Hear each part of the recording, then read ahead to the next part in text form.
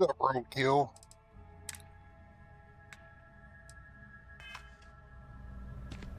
Alright, I took a day off from streaming yesterday, but I still been doing some Starfield. I got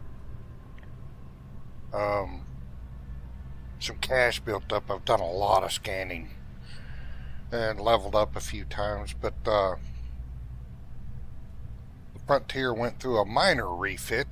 A new mod I downloaded which added 1x1 habs instead of just being a storeroom or companionway. This 1x1 habs mod I downloaded adds functionality to 1x1s, so the basic shape of the Frontier is still the same, but I changed up some habs, was able to add a few things, and it's pretty cool now. But I also upgraded the weapons. Well, I got faster firing manual lasers. I went ahead and removed one turret.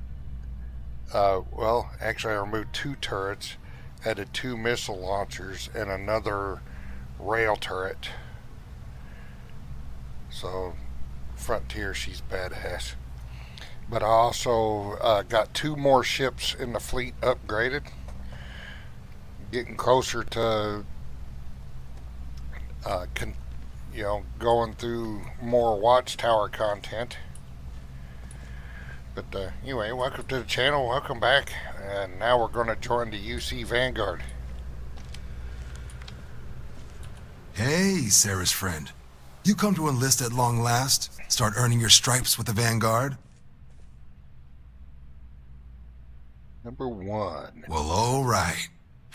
Take the elevator down to the Vanguard Orientation Hall. You can get started at any of the registration terminals. The system will walk you through the rest. And if you've got any questions, I'm happy to answer them.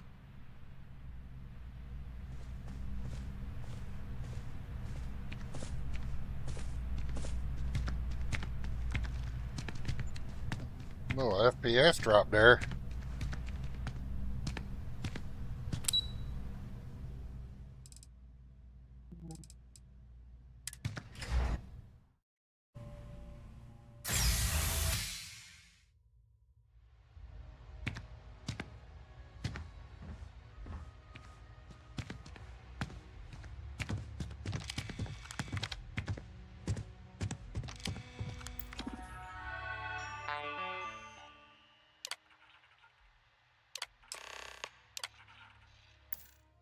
Registration accepted. You know, that was the easiest military I've ever joined. The orientation hall, or continue on to the examination.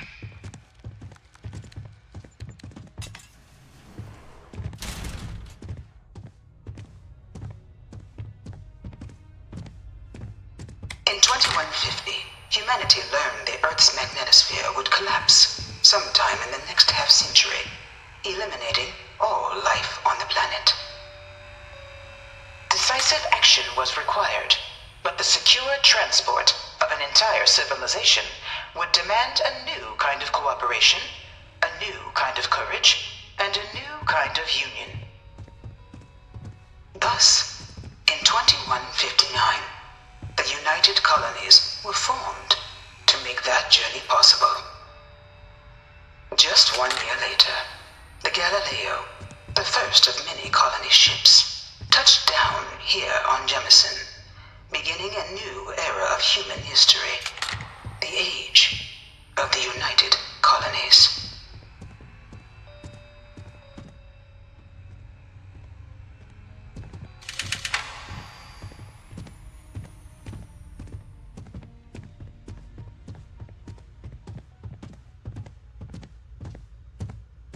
From their foundation, the United Colonies strove to provide all their citizens with opportunity, security, and peace. But there were those among the UC that still wanted something more: independence. So in 2161, the UC issued the Centaurus Proclamation, granting UC citizens the right to settle distant worlds and form their own sovereign powers. It wasn't long before the first new faction, the Free Star Collective, was formally organized in 2188, later followed by House Varun, revealing themselves to the universe in 2230.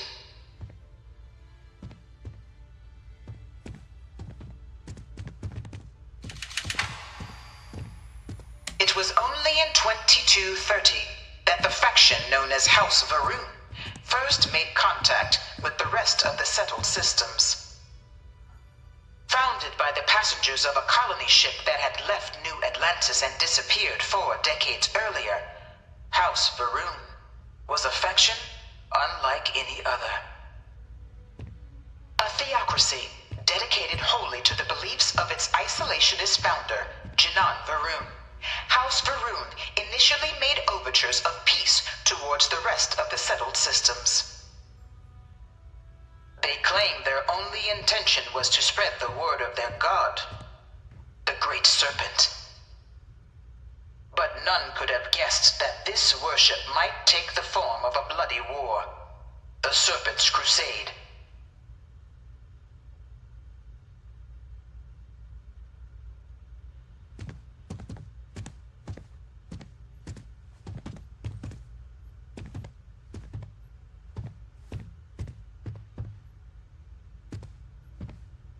I never noticed those ugly colors on that before. The Freestar Collective was initially founded in 2188, when the citizens of Aquila banded together with the pleasure city of Neon in mutual defense. But in 2194, after the deployment of a UC medical star station in orbit around their world, the citizens of Narion also requested to join the collective. The resulting rise in tensions between the Freestar Collective and UC culminated in the settled system's first intergalactic conflict, the Narion War. Despite a decisive victory by the UC, the colonies permitted the citizens of Narion to join the collective, forming the basis for the fiercely independent union that persists to this day.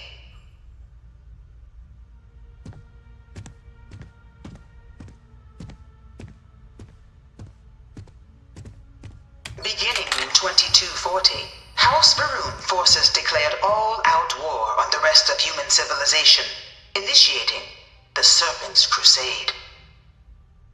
Over the next 23 years, thousands of Freestar, UC, and independent souls were killed by agents of House Varun in the name of their serpent god. It was only with the death of their founder in 2263 and the succession of his heir Jarek that House Varun finally sued for peace. There remained, however, select members of House Varun who refused to recognize the cessation of hostilities their leaders established. Even after House Varun's mysterious disappearance, these zealots remain a threat to all who encounter them. Their pacification, a goal of all space.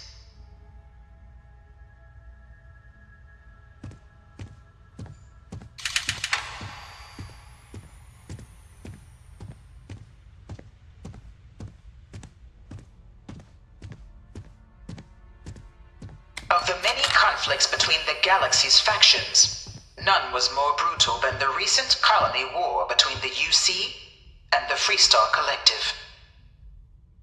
Set off by the unauthorized Freestar colonization of Vesta's Pride in 2308, a direct violation of the Narion Treaty, the colony war spread quickly across the galaxy.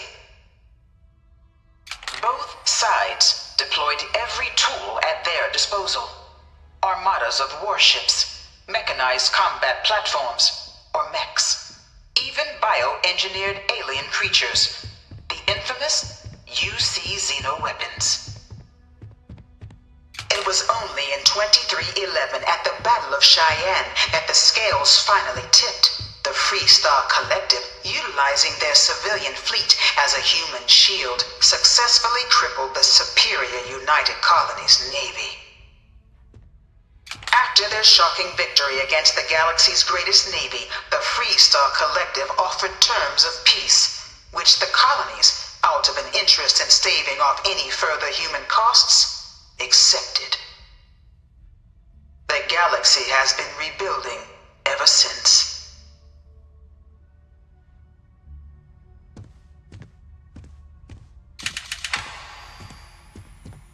Few settled worlds were left untouched by the colony war. But nowhere could the viciousness of modern warfare be seen more clearly than on the Freestar planet of Nira. Initially occupied by invading United Colonies forces as a forward operating position, repeated attempts to take and retake the planet by collective forces led only to devastation. Swaths of the world were transformed into scorched husks, a nightmarish testament to the depths of human ingenuity and human cruelty. And today, Nira remains a continuing reminder to the horrors of unfettered war.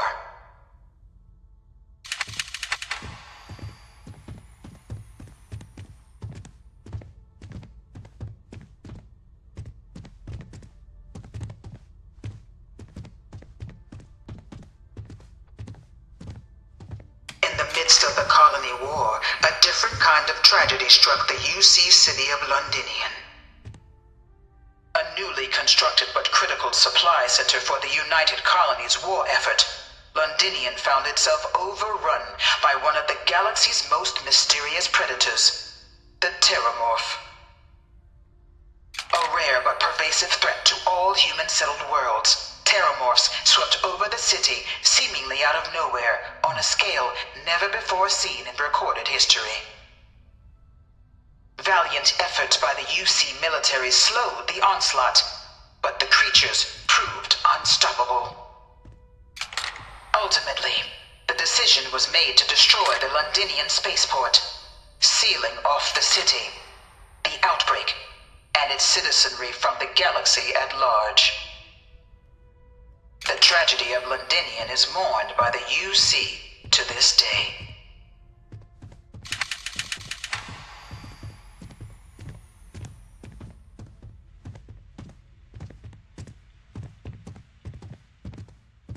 After the devastation wrought by the colony war, the UC and the Freestar Collective came together to ratify a treaty that became known as the Armistice. Both sides agreed to a vast reduction in standing forces, and that xeno-weapons and mech warfare would be outlawed. All related research was sealed away, accessible only in cases of dire emergency. But the Collective had another demand, that the active commanders of the UC military stand trial for their actions. The United Colonies, in the interest of peace and galactic security, agreed. In 2311, 3 United Colonies senior officers were found guilty. Commander Henry Durant, General Indira Rastogi, and Fleet Admiral Francois Sanon, known better as Ve Victus. All were sentenced to death for their actions, bringing the colony war to a close and returning peace to the galaxy at long last.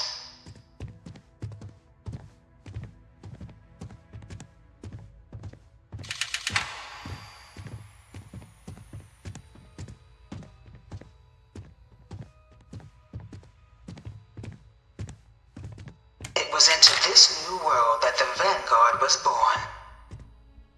An official branch of the UC Navy, the Vanguard is the United Colonies Volunteer Fleet, serving a myriad of security, logistical, and reconnaissance roles. And after a sufficient length of service, UC citizenship is guaranteed to every Vanguard member.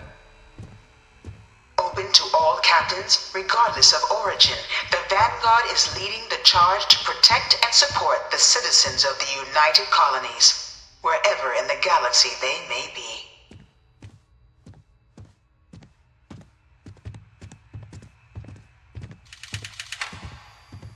No one is born a United Colonies citizen. Only through service to the UC can one hope to earn one's citizenship.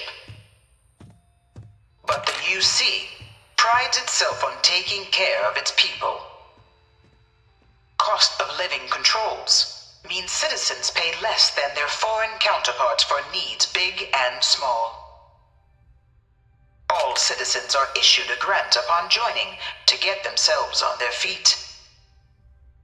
And only UC citizens have the opportunity to purchase property, getting the chance to live in one of the most beautiful cities in the settled systems. By joining the Vanguard today, you too can begin earning your place here, in the heart of galactic civilization, as a citizen of the United Colonies. Sounds like a socialist utopia.